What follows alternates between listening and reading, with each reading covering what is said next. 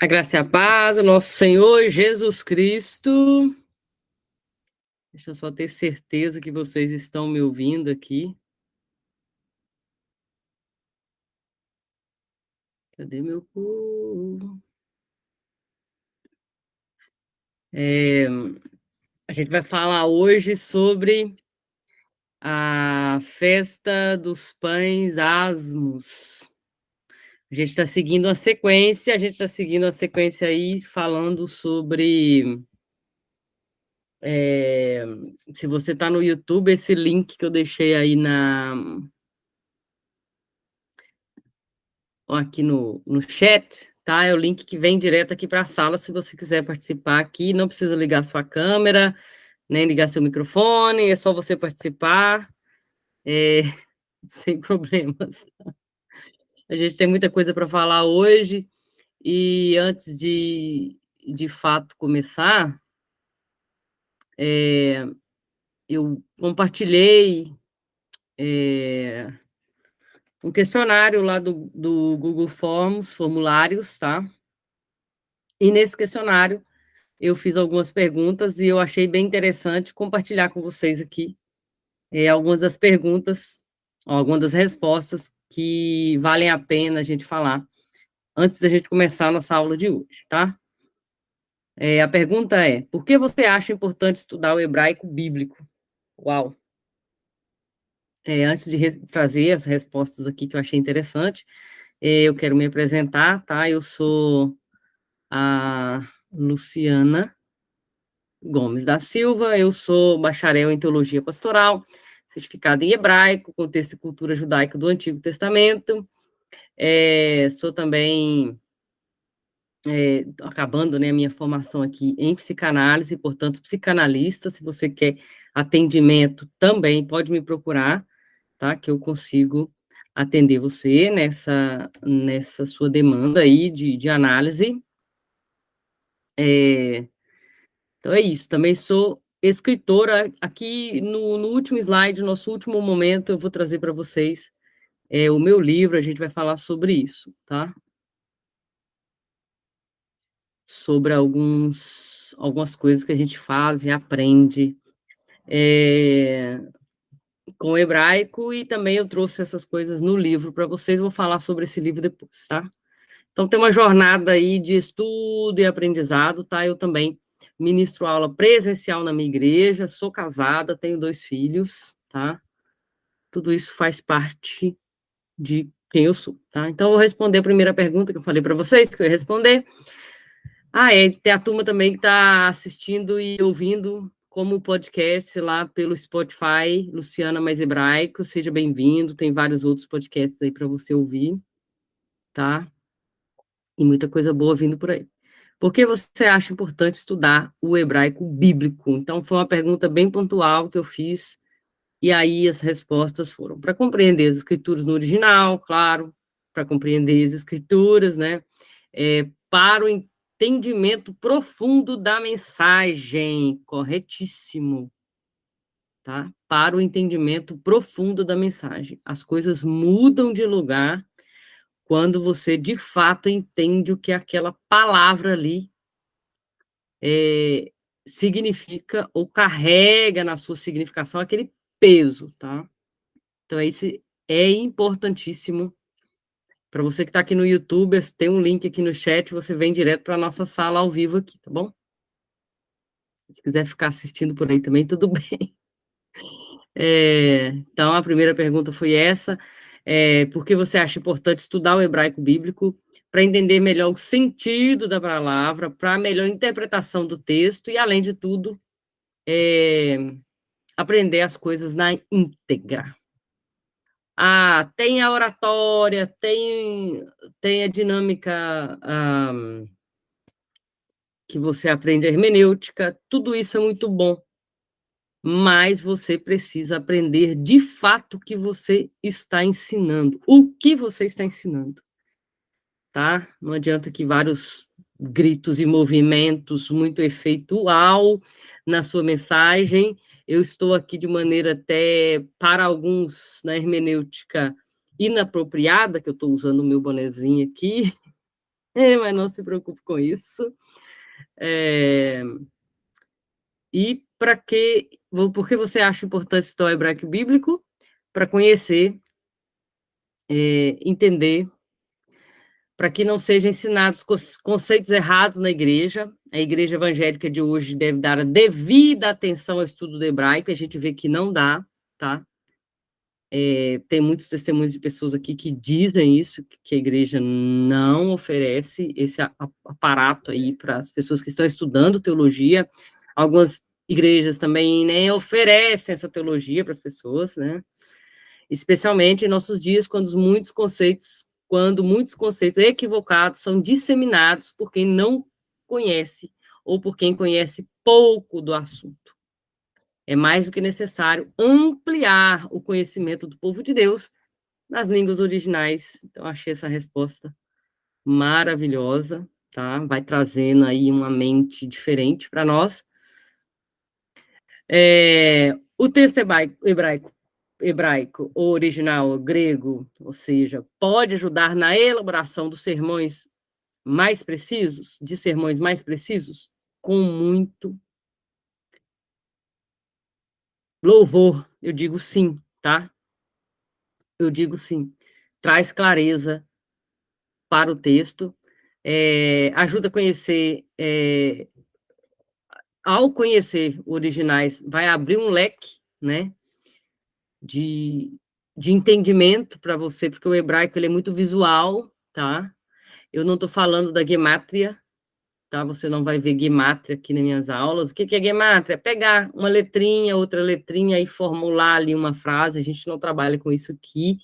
Eu acho isso muito perigoso para as pessoas que me procuram falando sobre a gemátria. Eu acho isso muito perigoso, porque você pode inventar, né? Tem muito ali espaço para a gente inventar coisas, né? E a gente precisa diminuir esse espaço da nossa imaginação.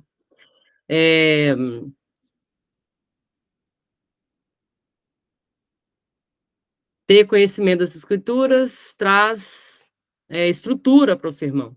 Estrutura para o sermão. E Paulo exorta Timóteo, procura apresentar-te diante de Deus aprovado, como obreiro que não tem de que se vergonhar e que maneja bem a palavra da verdade, segundo Timóteo 2,15, foi uma das respostas. Conhecer e prosseguir em conhecer. E exatamente essa palavra aqui, ó, procura conhecer, apresentar-te diante de Deus aprovado, é a palavra dokimos, aprovado. O que é essa palavra dokimos no grego? Dokimos é autêntico, original, autêntico. Não é fake, é autêntico. Isso é a palavrinha que a gente tem como docmus, como aprovado. Interessante isso, né? Então, e aí eu perguntei com que frequência você estuda textos procurando os originais. As pessoas disseram, sempre estou estudando, com pouca frequência, enfim. E aí a outra pergunta, quais são os desafios que você enfrenta ao estudar o hebraico bíblico? Quais são os desafios? Primeiro, dificuldade com o idioma. Recursos limitados, gente, recurso limitado não é verdade, tá? Dificuldade com o idioma, pode ser, que todo idioma você precisa se dedicar, assim como tudo na sua vida você precisa se dedicar. Tudo na vida precisa de dedicação. Agora, recursos limitados e falta de tempo é uma desculpa muito limitante, tá? Nós temos tudo isso. Isso, né, o hebraico é fundamental para quem busca se aprofundar nas escrituras. E é isso, né? Gostei. Quem quiser responder esse questionário vai estar disponível lá no meu Instagram, Luciana _ mais hebraico, e aí você participa e vê tudo isso, tá bom? Então, seguindo, a gente vai falar hoje da festa dos pães asmos. Deixa eu compartilhar aqui. Pães asmos, tá, pronto.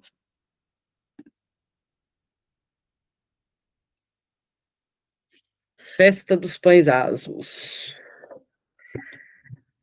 Lá na nossa primeira aula, a gente falou sobre Moed. O que é isso? Moed. Moed é tempo oportuno, Moedim de Deus, tempo determinado, fixo, que testemunha, aponta para algo que vai até a eternidade. Isso é um tempo determinado, Moed. Então, as festas de Israel, elas eram feitas num tempo determinado. Muito bom você pegar esse conceito aí e usá-lo também nas suas mensagens, na sua pregação. Tempo determinado, Moed, tá bom? Se a gente segue aqui, ok? Levítico, capítulo 23, vai dar um resumo claro de todas estas festas que Deus estabeleceu como Moed. Ah, eu preciso ler a Bíblia toda para entender essas coisas? Não. Mas lendo algumas coisas, você vai entender a Bíblia toda, né? É bem isso, né? Lendo algumas coisas, você vai entender praticamente a Bíblia toda. Precisamos entender, tá? Precisamos. É necessário entendermos as festas de Israel para entendermos o que o Messias, o que Jesus estava fazendo na cruz. Então, Levítico 23 vai nos dar um resumo claro de todas essas festas que Deus previamente estabeleceu. Festas. E aí nós temos várias festas, dentre elas nós temos as festas da primavera, que são três festas, né, praticamente. Deixa eu só abrir aqui e falar direitinho para vocês. As estações. Festas de Israel. Ó, tem as festas da primavera, né, que é o fim do inverno, que é a festa da Páscoa, festa dos pães asmos e praticamente isso, eu acho. Eu acho que tem mais uma, né? A festa das primícias, tá, correto. Depois vem a festa do fim da primavera, né? No início da primavera a gente tem a festa da Páscoa e dos pães asmos, finzinho da primavera a gente tem a festa das primícias, depois no outono nós temos outras festas e no meio disso a gente tem, em 50 dias a gente tem o Pentecostes. Então é um caminho aí indicado por Deus nessas festas de Israel aí, ok? Acho que é isso. Ver se eu tenho algum. Isso. Tempos determinados. Tem até um aparato bem bacana que eu achei aqui na internet. Deixa eu ver se eu consigo compartilhar com vocês. Que fala que isso. Páscoa, pães asmos e festa da primícia. 50 dias depois nós temos Pentecostes e no verão. Pentecostes é no verão. Depois nós temos as festas de outono, que é a festa das trombetas, expiação e tabernáculos, tá? Ver se eu consigo. Acho que eu não consigo salvar esse slide aqui para a gente ver. Salvar imagem. Se eu consigo salvar, eu coloco aqui para vocês. Salvei. Bem interessante você ver que faz todo sentido do jeito que eles colocaram aqui, eu achei até interessante. Ok. Aí. Compartilhamento. Espera aí que eu vou mudar aqui. Apresentar outra coisa. Aí, achei. Pronto, tá aqui para vocês, tá? Tempos determinados. Olha, eu fiz só uma pesquisa na internet, já saiu aqui, ó. Já apresentando aqui a morte, ressurreição, Pentecostes, e aí nós estamos aqui nesse segundo tempo, aguardando esse segundo tempo, que vai ser trombetas, expiação e tabernáculos. Tremendo, tá? Tira um print da tela aí, salva. Isso é maravilhoso, olhar para isso. Pronto. Vamos voltar para o nosso slide. Então, você já compreendeu aqui, ó, festas das primaveras, Páscoa, pães asmos, primícias, Pentecostes no verão e depois, na primavera, no outono, trombetas, expiação e tabernáculos. Maravilhoso isso.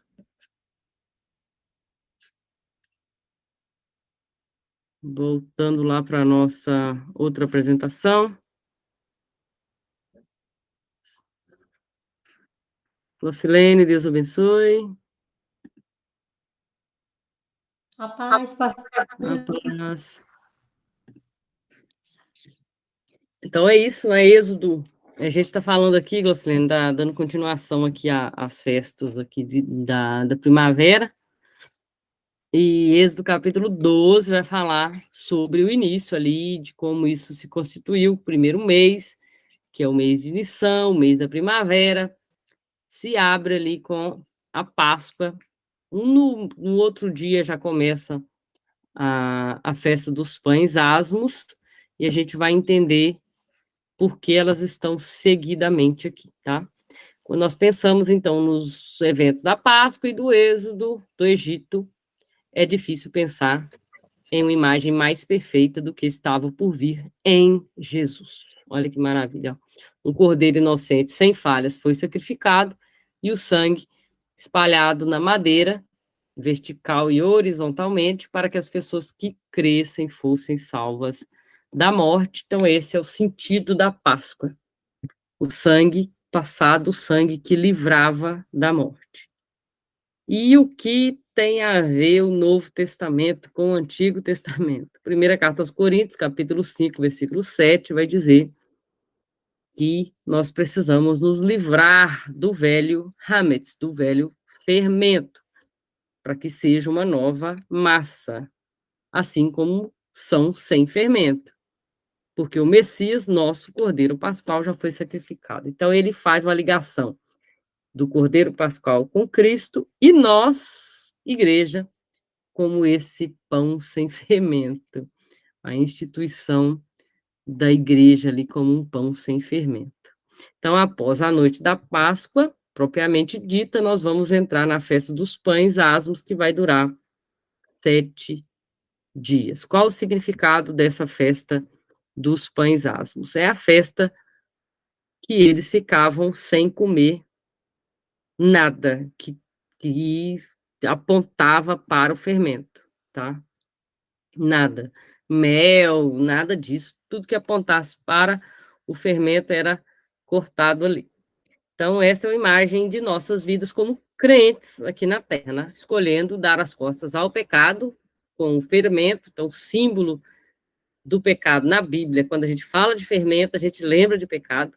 Então, o pão sem fermento também vai apontar, além da igreja, vai apontar para Jesus, tá? Que é o pão matzot, que né, listrado e furado, assim como ele era, sem nenhum traço de fermento, o que apresenta pecado e orgulho. Então, tem uma maneira desse pão ser preparado. Você quer aprender isso? Está lá no meu livro, e no finalzinho aqui eu vou indicar para você onde você compra, tá? Então, tem várias maneiras de fazer o pão assado, enfim, tem várias maneiras. Então, é isso. O pão sem fermento, então, vai apontar para quê? Vai apontar para a igreja que é inaugurada ali como noiva, como perfeita em Cristo, né? Porque Cristo a salva, Cristo inaugura essa igreja, e também o pão sem fermento aponta para o próprio Jesus, né? Que é aquele sem pecado. É isso? Deixa eu ver. É isso. Então, a gente vai seguir depois com as outras festas. E, Glaucilene, Deus abençoe. Eu estava finalizando aqui o que eu tinha começado. Então, a gente falou já sobre a festa da Páscoa, a gente falou sobre esse tempo determinado de Deus, e a gente fala também sobre o pão sem fermento. Hoje em dia, né, a igreja tem passado por um secularismo. Que é isso? A igreja tem passado por um momento de inclusão de tudo. Eu digo de tudo e de toda forma de pecado, tá? Já não pode julgar mais o pecado, já não pode mais falar de pecado no púlpito. Pastores com, né, se são grandes, já não são servos, né? Grandes pastores, se são grandes, já deixaram de ser servos há muito tempo. Mas esses grandes nomes aí estão caindo na mídia como homens agressores às suas esposas, como homens adúlteros, e isso tem, de certa forma, mostrado quanto a igreja ainda carrega esse fermento, por mais que tenha ficado bem claro no plano original que não tenha fermento. Essa igreja continua carregando fermento, às vezes não visível. Deus coloca para fora. Mas, assim como eu lembrei aqui de Naamã, assim como Naamã carregava sua lepra por dentro, grandes líderes hoje têm carregado as suas lepras por dentro. E não é porque está por dentro que não contamina. Mas aqueles que estão dentro da sua casa, assim como aquela menina que ele levou para lá, que ela olhou e falou assim: olha, você é leproso. Dentro de casa não há como esconder. Você pode usar os seus títulos, usar tudo que você tem para esconder a sua lepra, mas dentro de casa, aos olhos de Deus, né? A Bíblia fala do Salmo: ainda que eu subir no céu, ou descer nas mais profundezas do abismo, os olhos do Senhor não vão me deixar. Não há escapatória. Por mais que as pessoas acreditem, tentem esconder e levar esse pecado por algum tempo. Não dá. Então, Deus vai trazendo à tona. Mas o plano original de Deus é que essa igreja seguisse virgem, pura, imaculada, sem fermento. Primeiro vem o sangue e depois vem a constituição dessa igreja, como um sal da terra, como aquela que influencia, como a luz, a luz, a diferença que dá uma luz, como a luz do mundo, aquela que ilumina, que mostra o caminho, aquela que dá o direcionamento. Isso é igreja. Não é acúmulo de bens, não é hoje em dia está tendo muito meninice na igreja, né, com todo sentido da palavra, estão querendo incrementar e trazer cada vez mais coisas para dentro para atrair, e, na verdade, não estão ensinando de fato, de verdade, o que é o evangelho e como esse evangelho deveria surtir efeito. Aquele que não rouba, aquele que roubava não rouba mais, né? Assim que a gente aprendeu quando eu estava fazendo lá o meu discipulado, lá com 12, 13 anos de idade. Aquele que não rouba mais. Aquele que mente, não mente mais. Aquele que é amigo de Deus é inimigo do mundo. A gente aprendia isso. Aquele que anda em Cristo é nova criatura. As coisas velhas precisam passar e tudo tem que se fazer novo. Então, esse é o discipulado que eu recebi há alguns anos atrás, aí, quando eu tinha 13, 14 anos. E hoje não se faz mais isso, né? As pessoas têm medo que as pessoas se afastem e não trazem esse ensino, assim como os apóstolos faziam e ensinavam e traziam e corroboravam para que a igreja crescesse, mas sem fermento, né? Crescessem na graça e no conhecimento de Cristo. Então é isso. As festas dos pães asmos apontam para a igreja imaculada e aponta também para Cristo, que é o único perfeito, o símbolo da nossa perfeição e aquele que é o alvo, né? Ele é o nosso alvo, ele é o nosso homem perfeito, né? Que nós deveremos crescer até a estatura desse homem perfeito que é Cristo. A festa dos pães asmos é isso, é aquilo que você vive uma semana sem fermento, né? Um tempo, um período, um moed sem o fermento. O que a gente vê na igreja hoje é um pouco diferente, né? Para que Cristo, de fato, para que Cristo de fato mude isso, boa noite, André. Eu creio que precisa ser feito, sabe o quê? O que Jesus falou dos odres, né? Não tem como colocar vinho novo em odre velho, né? A igreja precisa urgentemente passar por algum tipo de reforma para que esse vinho novo venha a ser colocado dentro de corações novos, dentro de pessoas que realmente se importam com Cristo, dentro de pessoas que não estão ligadas naquilo que podem ganhar, adquirir nome, bens, enfim, para o reino, pessoas que estão preocupadas com suas famílias e preocupadas com o verdadeiro evangelho. Tá? Então, a festa dos pães asmos é isso, é aquela vida que a igreja deveria viver, né? É uma vida pura, imaculada, né? Uma igreja sem mancha e sem ruga, sem mancha e sem mácula. Tem um versículo que fala assim, né? Efésios capítulo 5. Efésios, isso. Para santificar, purificando-as com a lavagem da água pela palavra, Efésios 5, 26, para apresentar-se a si mesmo igreja gloriosa, sem mácula, sem ruga, nem coisa semelhante, mas santa e irrepreensível. Estou lendo aqui Efésios, capítulo 5, 27. Já saí do Antigo Testamento. Às vezes a pessoa fala assim, você está falando do Antigo Testamento, a graça é mais leve. Eu estou lendo Efésios 5, 27, para apresentar a si mesmo como igreja gloriosa, sem mácula, sem ruga, nem coisa semelhante, mas santa e irrepreensível. Deixa eu ver se eu consigo outra tradução aqui, revista e atualizada.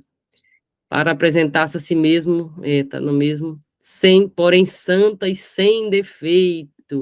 Deixa eu ver outra tradução aqui na linguagem de hoje.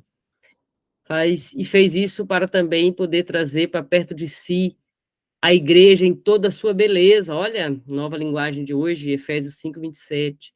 E fez isso para poder trazer para perto de si a igreja em toda a sua beleza, pura e perfeita, sem manchas ou rugas ou qualquer outro defeito. Isso é Novo Testamento, isso é Evangelho, isso é o que Cristo espera da igreja. Efésios 5, 27. Começa ali com a alegoria do casamento, mas já logo traz o que ele quer para a igreja, tá bom? Eu só tenho aqui a Glocilene comigo, quer acrescentar alguma coisa aí, Glocilene, missionária?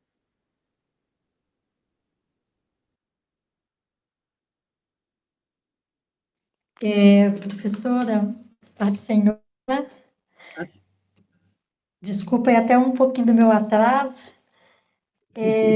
O que eu acho lindo, né, nessa parte dos pães asmos, gostaria que a senhora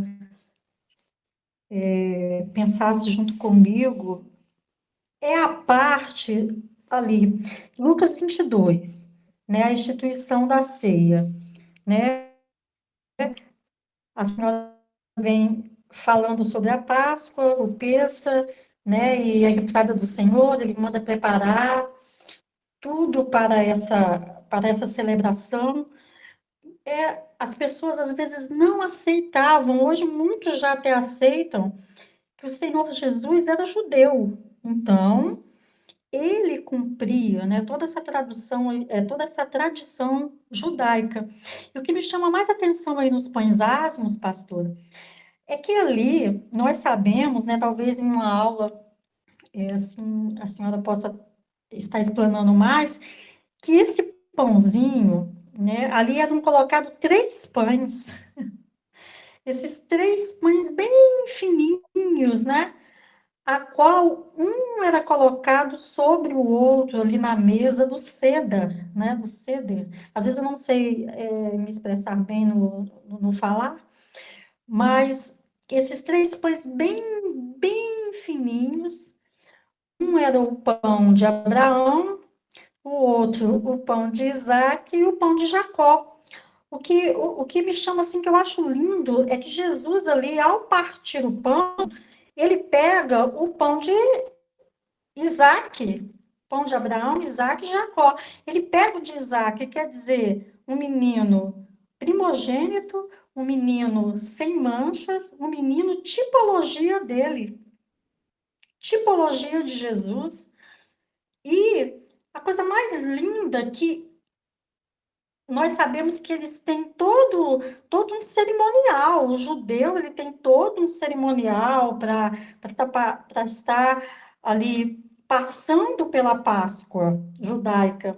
E essa pessoa que está ali à frente, ele pega esse pão de Isaac, ele parte esse pão, como Jesus também fez.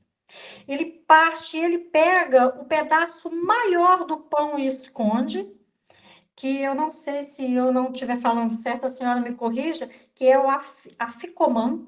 Ele pega esse pão e ele é enrolado em um tecido e guardado, esse pão sem fermento, esse pão asmo, e ele é escondido ou guardado ali enquanto há a festa. E o pão menor ele fica. Esse pão menor é o pão da aflição. E Jesus, ali, em Lucas 22, Jesus faz a mesma coisa. Jesus parte o pão em 2 pedaços. E o pedaço maior ele dá, mas o pedaço menor fica na mão dele.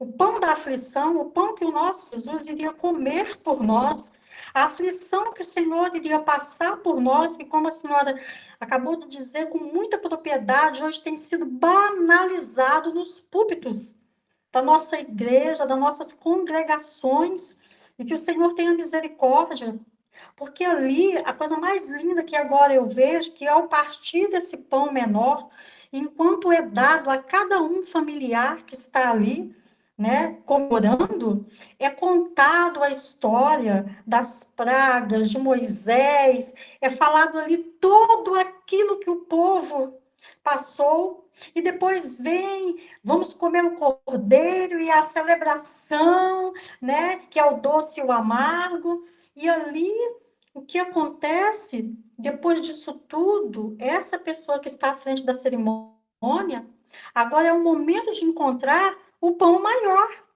E aí, pastor, é que muitas pessoas estão, né, brincando com o evangelho, porque esse aficumã, esse pão maior que está escondido, ele é encontrado pelas crianças. E agora vem para nós um grande ensinamento. Eu sinto muito a presença do Senhor, um grande ensinamento que o nosso próprio Jesus falou. Ele disse assim: se você deixar vir as minhas criancinhas, porque dos tais é o reino dos céus.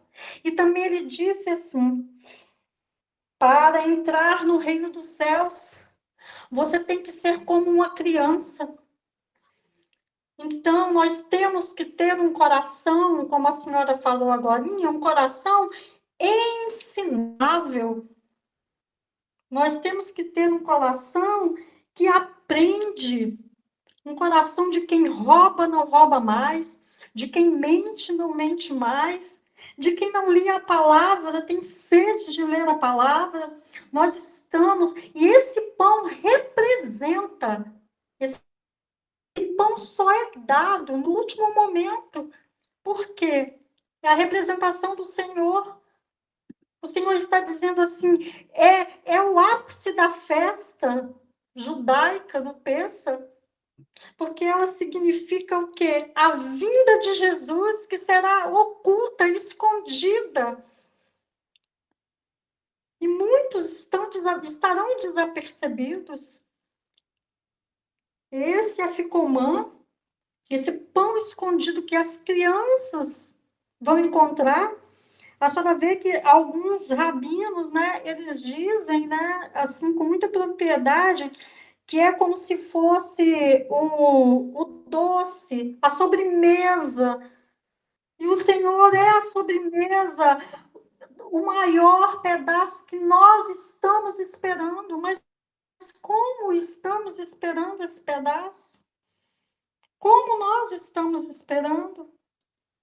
Eu falo isso, sabe, as lágrimas vêm dos meus olhos, porque nós hoje só estamos vendo, venha e troque a sua casa, o seu carro.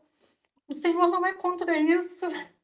Pelo contrário, o nosso Deus é Deus próspero, mas se eu te pedir a tua alma hoje, como está a tua alma?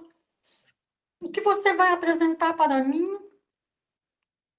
A senhora vê, hoje muitos não se atentam a isso. A importância de aprender a palavra. Eu quero deixar aqui para muitos que eu sei que Deus vai levar o seu ministério a muitos lugares, irmã Luciana. Não porque você almeja, mas porque é a vontade dele. É a vontade dele. Olha, eu tenho poucos recursos, como eu gostaria de ter muito mais recursos, mas eu fico catando, esmiuçando, porque essa é a vontade do Pai. Aprenda de mim, continue a querer aprender e renove muito mais, sabe por quê? Porque é necessário isso, viu? Então eu queria deixar isso, complementar, que nós possamos estar de olho nessa parte que está escondida e que virá em um momento que nenhum de nós sabemos. Amém. Mas se não estivermos como crianças e com um coração ensinável, que o Senhor tenha misericórdia de nós.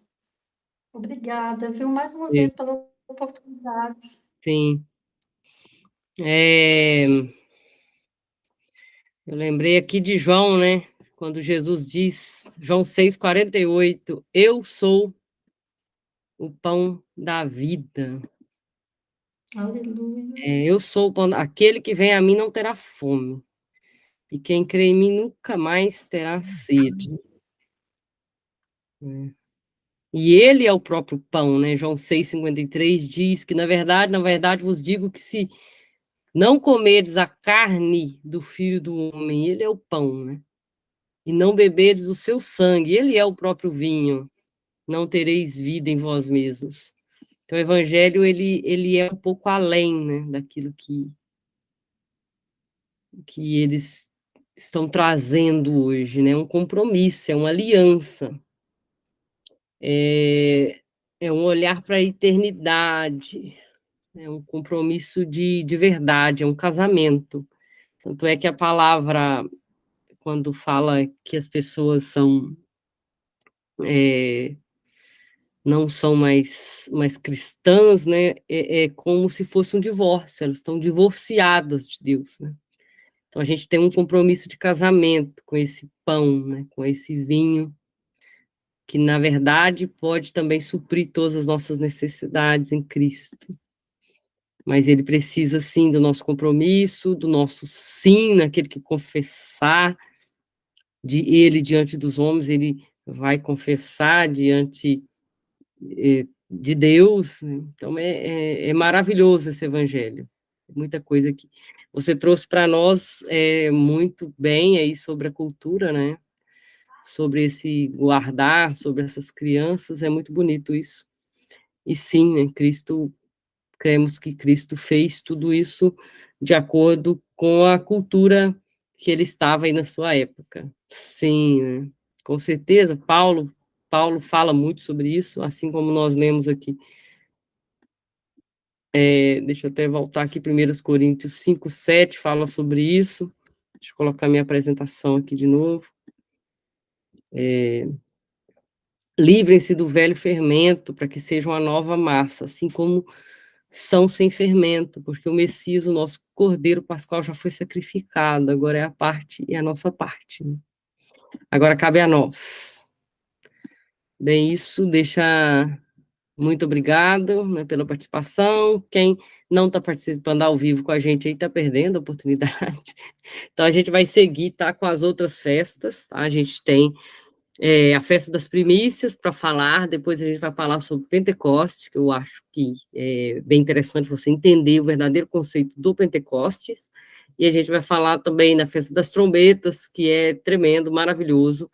A gente vai falar da festa da expiação, dos pães asmos, e você vai perceber que o sumo sacerdote não usava sininhos para balançar e cordas amarradas quando ele entrava no Santo do Santo, e não usava, irmão Luciano, não tinha cordas, então a gente vai falar sobre isso, tá? E a gente vai falar também da última festa, que é a festa dos tabernáculos, o que isso significa para nós como igreja. Então, a gente tem uma caminhada pela frente aí dentro dessas festas, tá? Mostrar para vocês aqui o livro que eu estou falando para vocês, que está na upbooks.com.br, da porta de linho até a nuvem de glória, que fala sobre o tabernáculo. Quando você pesquisar aí, ou o título do livro, ou o meu nome, Luciana Gomes da Silva, você vai se deparar com esse livro, ou você entra no upbooks.com.br, que você vai colocar meu nome lá, fazer uma pesquisa. Tem esse livro e tem um outro livro que é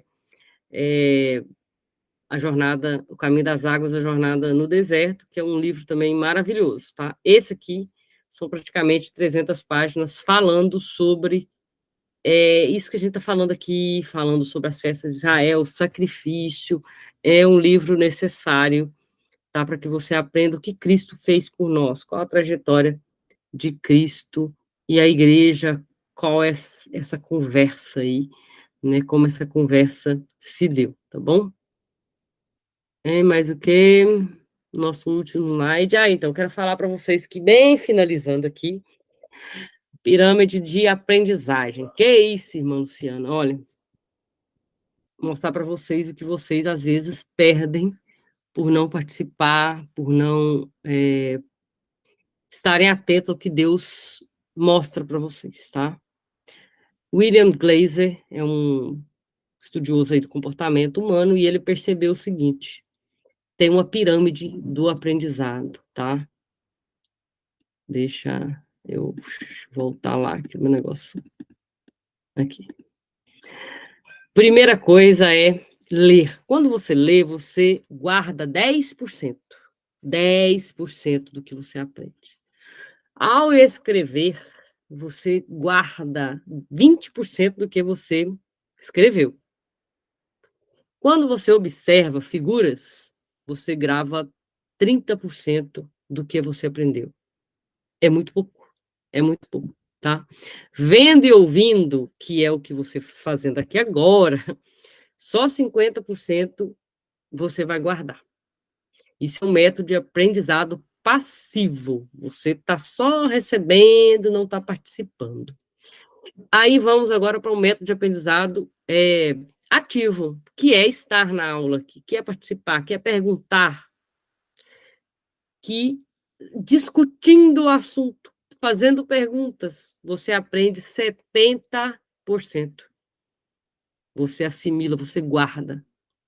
Praticando ou fazendo o que você aprende na prática, 80%. E ensinando, que é o que a gente está fazendo aqui, é o que você vai estar fazendo na igreja, é o que você faz no seu grupo de células, é o que você faz aí, sei lá, com seu filho, com seu marido, pega o que você aprendeu e ensina para ele. você vai estar guardando 90% do que você aprendeu. É tremendo isso, tá? Só compartilhando isso aqui com vocês, para incentivar vocês a estarem presentes, tá? Discutindo, ouvindo, praticando, ensinando.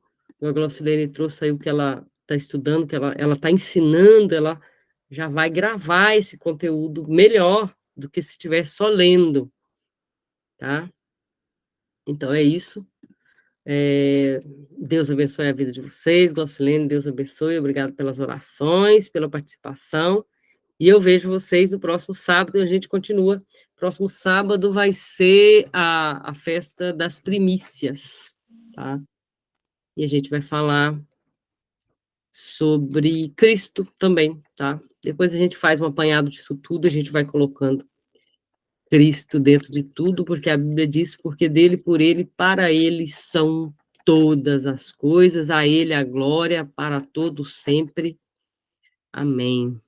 Ele é o sim e o amém de Deus.